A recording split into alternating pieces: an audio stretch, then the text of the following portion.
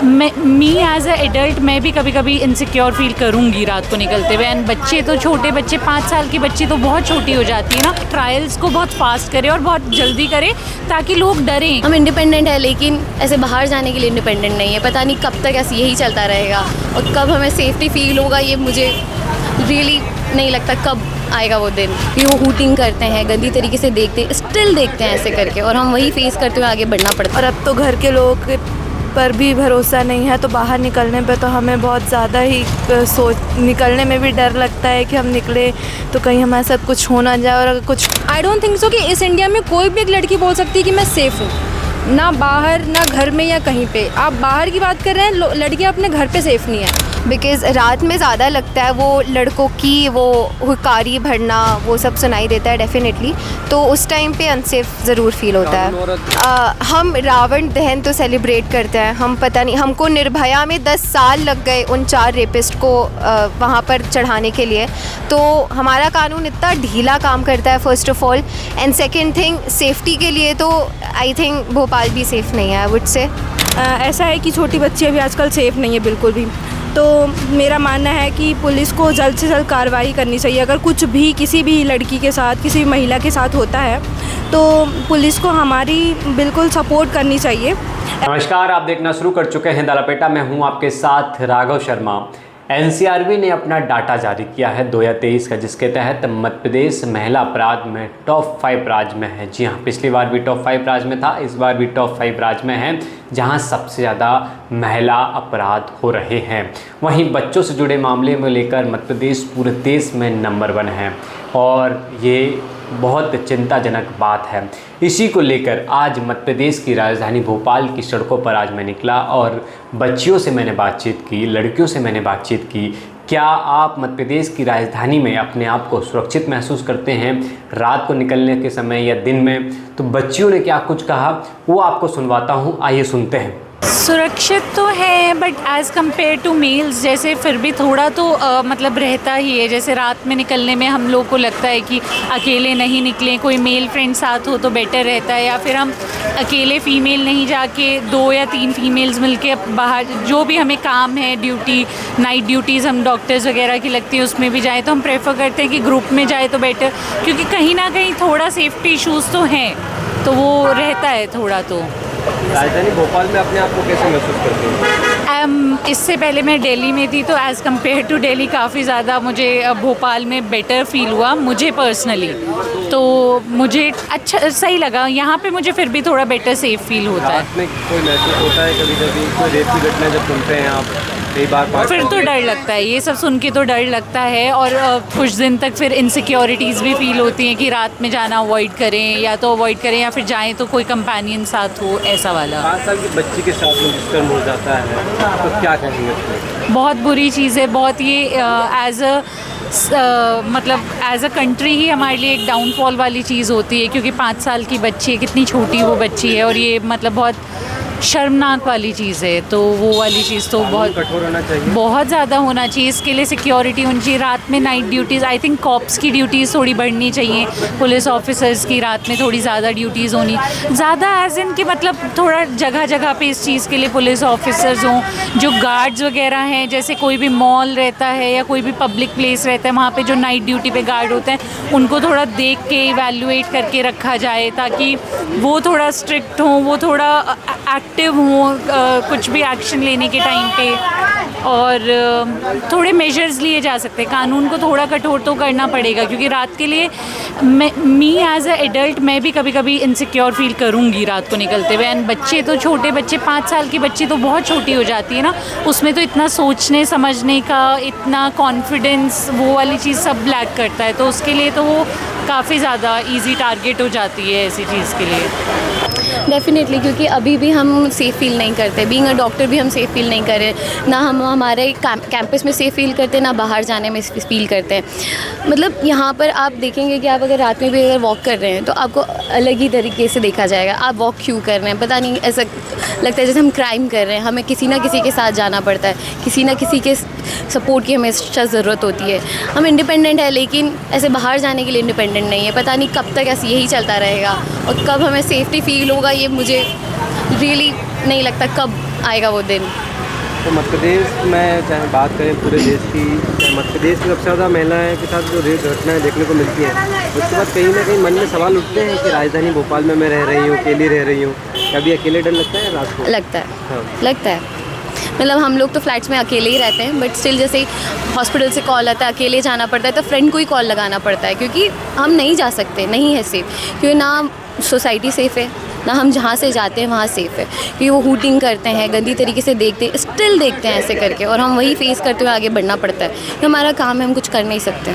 क्या कहेंगे आप सरकार को? सरकार को तो हम कह ही जा रहे हैं, कोई सुन नहीं रहा है। जब आरजीकर वाला जो कांड हुआ तो उस टाइम पे भी हम लोगों ने, डॉक्टर्स ने बहुत प्रोटेस्ट किया, कुछ नहीं हुआ, वो सब दब गया, कुछ नहीं होना है। डॉक्टरों के साथ कई बार रेप की घटना देखने को बहुत होता है, रेप केस होता है, मार पीट के चले जाते हैं हम डॉक्टर्स को। हमारी तो कुछ ऐसा लगता है कि बैठे हैं, हमारे लिए कोई रूल्स रेगुलेशन लाने वाला कोई है ही। अपराध तो बिल्कुल कम होना चाहिए, और अपने एमपी पुलिस को बहुत ज़्यादा ही सख्त और होना चाहिए, क्योंकि हमारे इधर पे जो छोटी छोटी बच्चियां हैं उनको तक नहीं छोड़ रहे हैं, और अब तो घर के लोग पर भी भरोसा नहीं है, तो बाहर निकलने पे तो हमें बहुत ज़्यादा ही निकलने में भी डर लगता है कि हम निकले तो कहीं हमारे साथ कुछ हो ना जाए, और अगर कुछ हो रहा है तो उसमें ही एमपी पुलिस वगैरह हमारी जो है वो हमारे साथ जल्दी खड़ी नहीं हो पाती है, उसमें भी हमारी बहुत ज़्यादा मतलब टाइम लगाती है, और ज़्यादा हमारी कार्रवाई जल्दी नहीं हो पाती है। तो इसलिए हम कहना चाहते हैं कि जो हमारी पुलिस है, जो हमारी सुरक्षा के लिए हमारी बनाई गई है, उसको और ज़्यादा सख्त होना चाहिए, जैसे कि कुछ होता भी है तो उनको जल्द से जल्द वो चीज़ पे फांसी सज़ा वो सुनाई जाए उनको। मुझे लगता है सिर्फ मध्य प्रदेश में ही नहीं, ऑल ओवर इंडिया में ये केसेस हैं। आप कहीं पे भी देख लीजिए, आप दिल्ली में देख लीजिए, एमपी, महाराष्ट्र, पुणे, आसाम, बंगाल, किसी का भी केस ले लीजिए, हर जगह यही बात है। Not only in Madhya Pradesh या भोपाल या स्पेसिफिक एक लोकेशन, हर जगह आपको यही केस मिलेगा। रही बात मेरी सेफ्टी की, तो आई डोंट थिंक सो कि इस इंडिया में कोई भी एक लड़की बोल सकती है कि मैं सेफ़ हूँ, ना बाहर, ना घर में या कहीं पे। आप बाहर की बात कर रहे हैं, लड़कियाँ अपने घर पे सेफ़ नहीं है।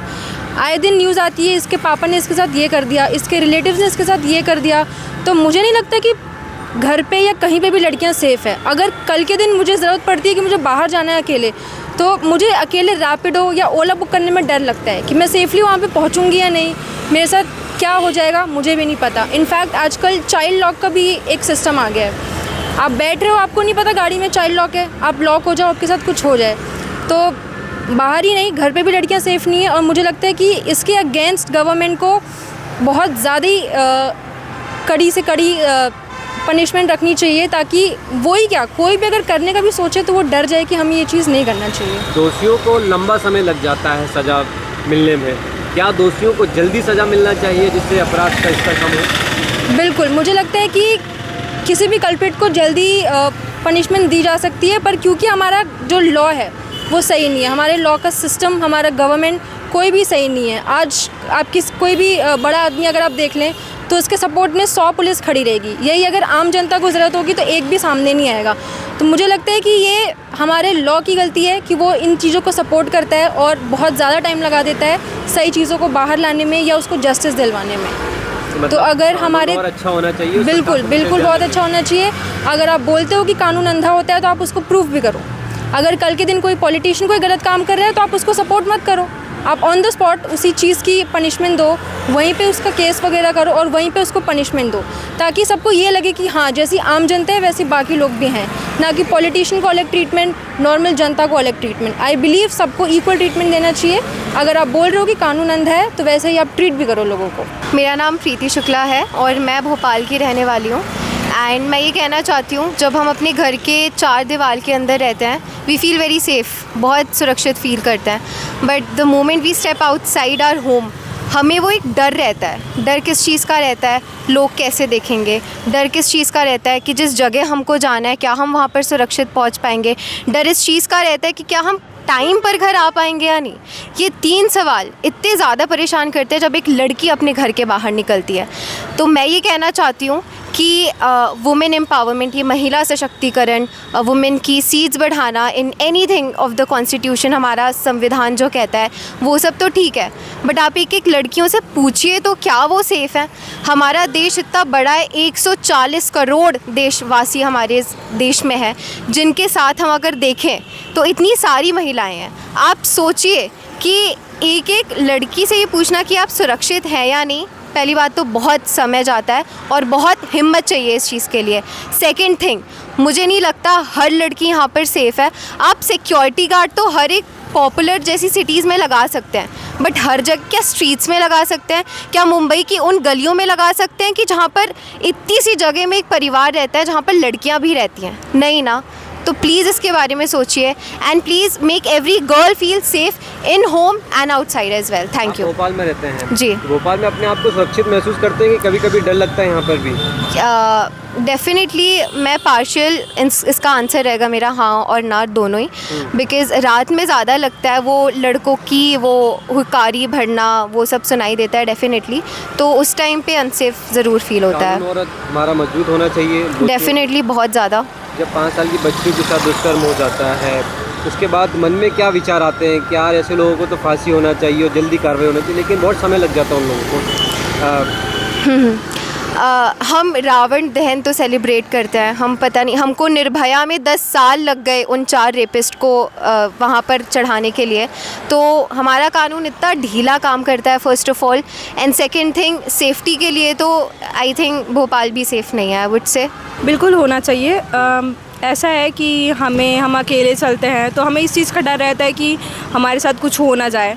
हमारे पेरेंट्स भी होते हैं तो वो हमें बोलते हैं कि रात में मत जाओ, इधर मत जाओ, उधर मत जाओ, तो यही सब सोच के ऐसा है कि छोटी बच्चियाँ भी आजकल सेफ़ नहीं है बिल्कुल भी। तो मेरा मानना है कि पुलिस को जल्द से जल्द कार्रवाई करनी चाहिए। अगर कुछ भी किसी भी लड़की के साथ, किसी भी महिला के साथ होता है तो पुलिस को हमारी बिल्कुल सपोर्ट करनी चाहिए। ऐसा नहीं है कि सालों लगा रहे हैं, 2 साल लगा रहे हैं होने में, उन्हें जल्द से जल्द कार्रवाई करनी चाहिए, बस इतना ही।